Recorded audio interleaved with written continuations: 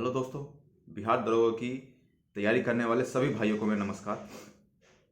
अगर आप लोग पढ़ नहीं रहे हैं, तैयारी नहीं कर रहे हैं, तो आप इस वीडियो को स्किप कर सकते हैं क्योंकि ये आपके काम की नहीं है।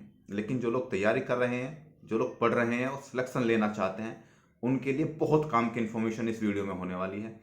तो इस वीडियो को अगर देखना तो पूरा देखना, तभी चीज़ें समझ में आएंगी। जब हम तैयारी कर रहे होते हैं अपने स्टूडेंट लाइफ में, तो हम बहुत सारी गलतियां करते हैं। मैंने भी ढेर सारी गलतियां की। उन गलतियों से सीख के उनको सही करके मैं यहाँ तक पहुँचा हूँ। उस सब का निचोड़ कि मैंने क्या गलतियां की और मैं उस गलतियों से क्या सीखा हूँ, वो आपको देने जा रहा हूँ। और किसी दूसरे के एक्सपीरियंस से आगे बढ़ना बहुत बड़ी बात होती है। किसी खुद गलती करके मत सीखो, दूसरों की गलती से सीखो कि इसने वो गलती की थी तो हमें वो गलती नहीं करनी है। वही होता है एक अच्छा विद्यार्थी। चलिए शुरू करते हैं। सबसे पहली बात तो ये कि जब आप लोग पढ़ते हैं, आपने बहुत सारी चीज़ें ऐसी देखी होंगी कि बहुत लोग बहुत मेहनत करते हैं लेकिन सबका सिलेक्शन नहीं होता है। क्यों? कभी इस चीज़ को जानने की कोशिश की? देखो, मैं डिटेल में आपको सब चीज़ बताने वाला हूँ। कभी आपने जानने की कोशिश की? वो इसलिए क्योंकि वो मेहनत तो करते हैं लेकिन गलत तरीके से, वेल मैनर्ड वे में मेहनत नहीं करते हैं। अगर हमें सिलेक्शन लेना है तो हमें एक सही दिशा देनी होगी अपनी तैयारी को, एक धार देनी होगी अपनी तैयारी को, तभी हम सिलेक्शन ले सकते हैं। आप रैंडमली पढ़ने लग गए कुछ भी चीज़ें, आपका टाइम वेस्ट जा रहा है, आपकी मेहनत खराब जा रही है, आपके संसाधन बेकार जा रहे हैं। कोई फायदा नहीं होगा उस चीज़ से। एक अच्छा तरीका पढ़ने का मैं बताता हूँ आपको क्या होना चाहिए। सपोज करो अभी आपने कोई टॉपिक पढ़ा। मैं कहता हूँ आपके सिलेबस में जी के जीएस का मेन पार्ट है। आपने सपोज करो हिस्ट्री पढ़ना शुरू किया और हिस्ट्री में कोई एक टॉपिक उठा लो।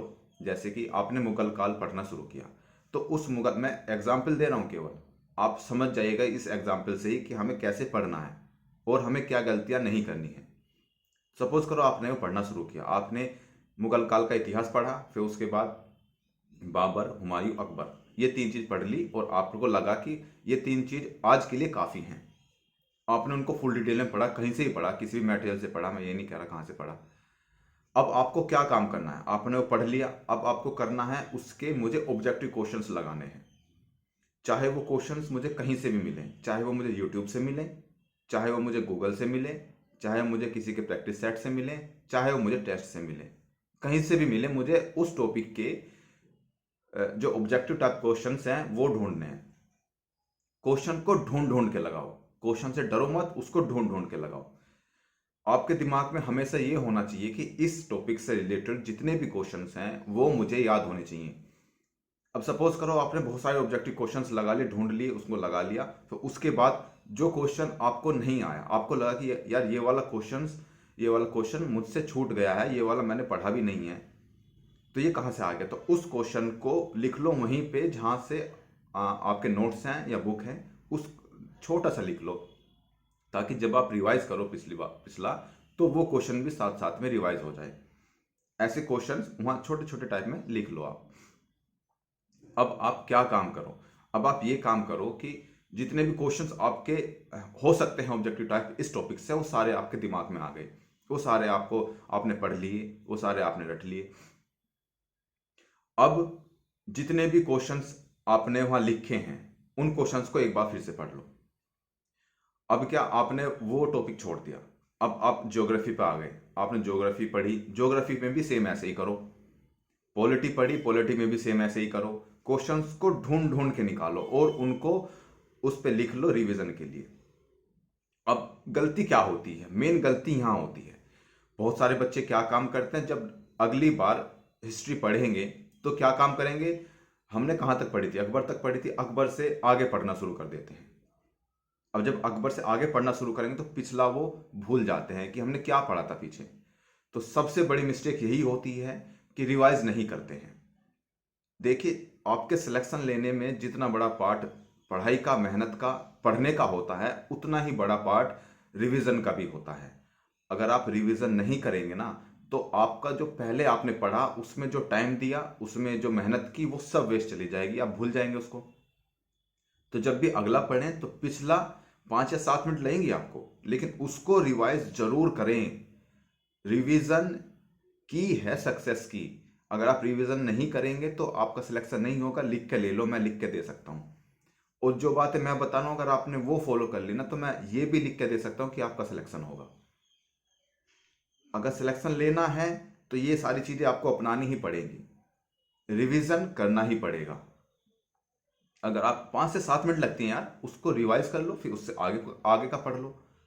फिर जब कभी आगे का पढ़ो तो सारा पिछले रिवाइज करो, तब आगे का पढ़ो।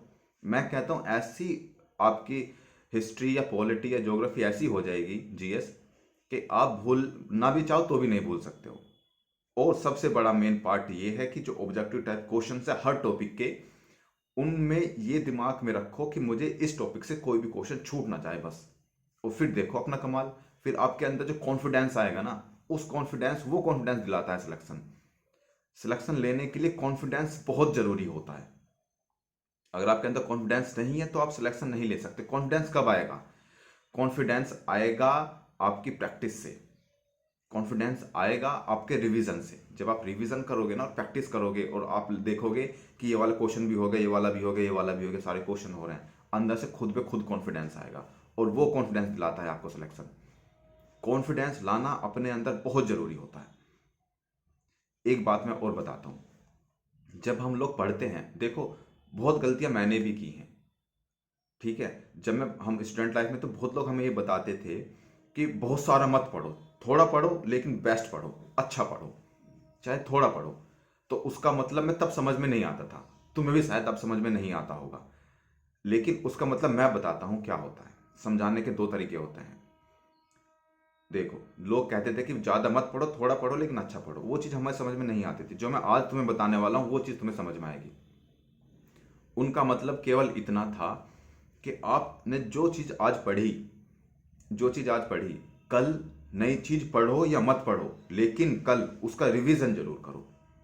ये होता था उसका मतलब, ताकि उस टॉपिक से जो भी क्वेश्चन आए छूटने ना पाए। ये उनका मतलब होता था। तो ये बात गांठ बांध लो कि चाहे हमें नई चीज पढ़नी पढ़नी हो या नहीं पढ़नी हो, लेकिन पुरानी चीज रिवाइज करेंगे 100%। और बिना रिवीजन के आगे नहीं बढ़ेंगे। मैं कहता हूं कोई आपका सिलेक्शन रोक नहीं सकता है। मेरे साथ जुड़े रहोगे तो आपको सिलेक्शन तक छोड़ के आऊंगा मैं। ये वादा है मेरा, अगर आपने ये सारी चीजें फॉलो कर ली तो।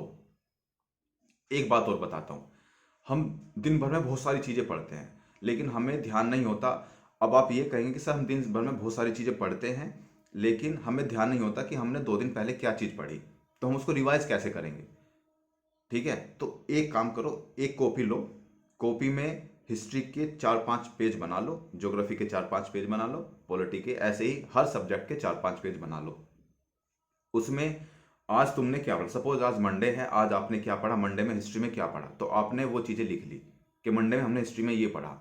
ठीक है, अब जब भी नेक्स्ट टर्न आएगा आपका हिस्ट्री पढ़ने का, ट्यूसडे या वेनसडे जब भी आप पढ़ोगे, तो आप उस बुक की कॉपी में देखोगे कि मैंने मंडे में ये चीज़ पढ़ी थी, तो मुझे पहले रिवाइज करनी है, उसके बाद मुझे आगे बढ़ना है। जब चीज़ें लिखी हुई होती हैं ना, आप अपने दिमाग में ज़्यादा मेमोरी ज़्यादा भरने की कोशिश मत करना। कॉपी पे लिखो, कॉपी भी तो है आपके पास, उस पर लिखो कि मुझे मंडे में मैंने ये पढ़ा था, तो मुझे नेक्स्ट टाइम पे ये वाला रिवीजन करना है, ये वाला टॉपिक रिवाइज करना है। वो वाला टॉपिक रिवाइज करो। फिर उसके बाद ज्योग्राफी, ऐसे ही पॉलिटी, ऐसे ही जितनी भी इकोनॉमिक्स हैं, सारी चीज़ें ऐसे ही करो। मैपिंग, माइंड को मैप करना सीखो। बहुत जल्दी सिलेक्शन ले लोगे, मैं गारंटी देता हूँ इस बात की। रिवीजन को कभी मत छोड़ना, कभी भी। रिवीजन ही तुम्हें सक्सेस दिलाएगा। ये बातें देखो, बहुत सारी चीज़ें देखने से, यूट्यूब पर, नेट पे बहुत सारी चीज़ें देखने से अच्छा है काम की चीज़ें देखा करो। अब तुम्हें सिलेक्शन लेना है तो सिर्फ काम की चीज़ें देखा करो। ये आलतू फालतू की चीज़ें देखने से कोई फ़ायदा नहीं है। ये पार्टी सार्टी करने से, दोस्तों के साथ घूमने से कोई फ़ायदा नहीं। अब लग जाओ केवल मेहनत में। हमें चाहिए सिर्फ मेहनत, और मेहनत भी अच्छी दिशा में, अच्छी डायरेक्शन में, बिना फालतू की नहीं कि खिचड़ी बना दी बस, और कभी ये पढ़ रहे हैं, कभी वो पढ़ रहे हैं, कभी ये ऐसा पढ़ रहे हैं, और ध्यान कुछ भी नहीं, याद कुछ भी नहीं है क्या पढ़ा हमने। तो वो गलती मत करना। आगे बहुत सारी इन्फॉर्मेशन मिलती रहेंगी, जुड़े रहिएगा हमारे साथ। और गलत चीज़ें देखने से अच्छा अच्छी चीज़ें देखा करो। अच्छी चीज़ों के साथ जुड़े रहना, अपने यूट्यूब पर या गूगल पर, जहाँ पे भी आप जुड़ना चाहते हैं, अच्छी चीज़ों के साथ जुड़े रहना। मिलते हैं अगले वीडियो में, तब तक के लिए जय हिंद। और मेहनत करते रहो एक सही दिशा में। खिचड़ी बना के मेहनत मत करो। चावल अलग रखो, दाल अलग रखो, तब मेहनत करो। खिचड़ी बना के मेहनत करोगे तो ना हाथ कुछ नहीं लगेगा, मेहनत भी बेकार जाएगी, पैसा बेकार जाएगा, समय बेकार जाएगा। मिलते हैं अगली वीडियो में, तब तक के लिए जय हिंद।